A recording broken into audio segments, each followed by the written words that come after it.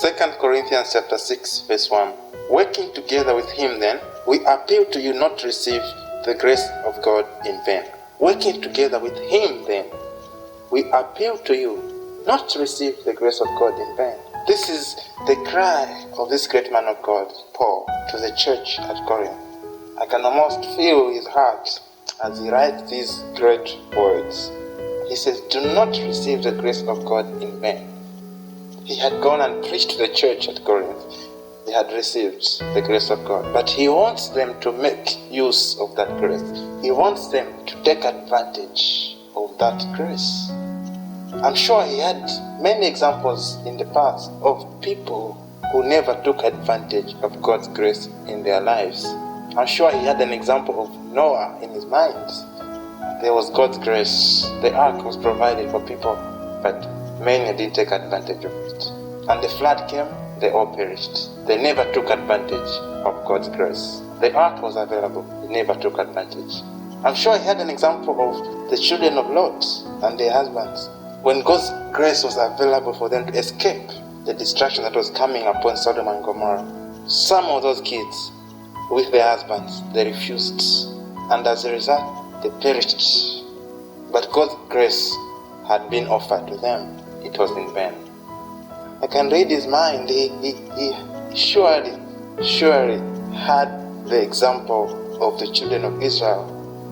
All those who perished in the wilderness because of unbelief when God had offered them the promised land.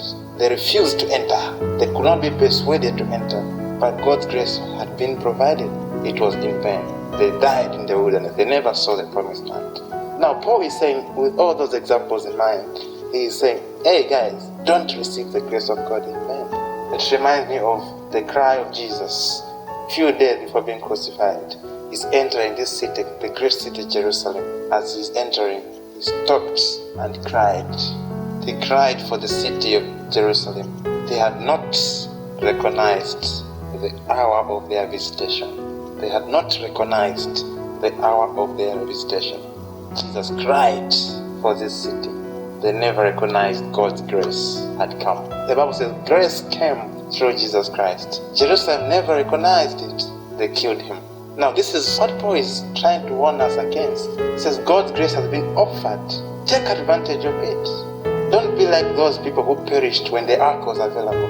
Don't be like those children who died when God had sent his angels to take them out of the land. Don't be like the city of Jerusalem that perished and never recognized their Messiah when he was right in their midst. God's grace has been offered to you and I. What are we doing about it? Yes! What are you doing about God's grace in your life? Is it reflecting? Awake and become more conscious of God's grace upon your life.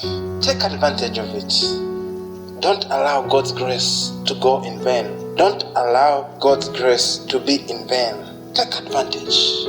Take advantage. Jesus suffered to provide that grace for you. He died that God's grace can be freely offered to you and I. Let's take advantage of it. God's grace has been offered in our health. Don't tolerate sickness. God's grace has been offered to make you overcome sickness, to make you live a healthy life. Don't tolerate poverty.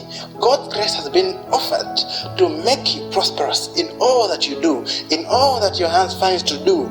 You should prosper because God's grace is upon your life. Wisdom has been offered through this grace of God in your marriage, in your family, in your nation.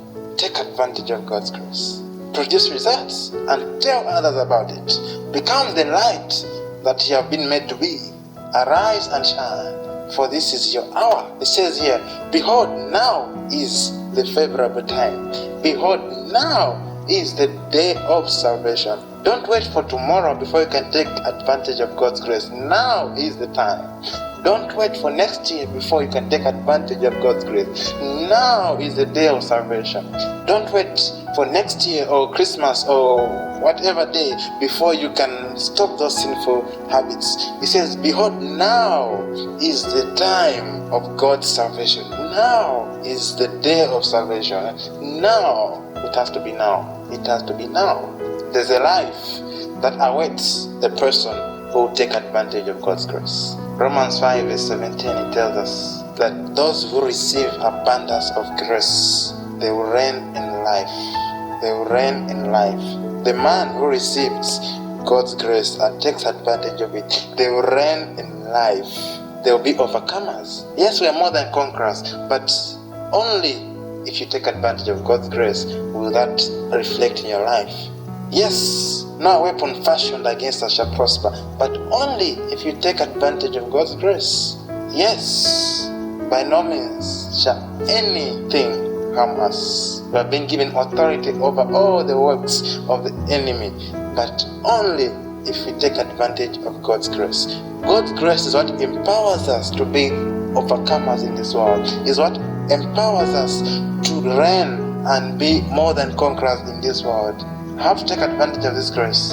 Accept that you are not able to do it on your own. Rely on God's ability and accept and believe that that ability has been offered to you, and be more conscious and more aware of this ability in your life, and let it reflect in your words. Don't talk defeat, don't talk sickness, don't talk death.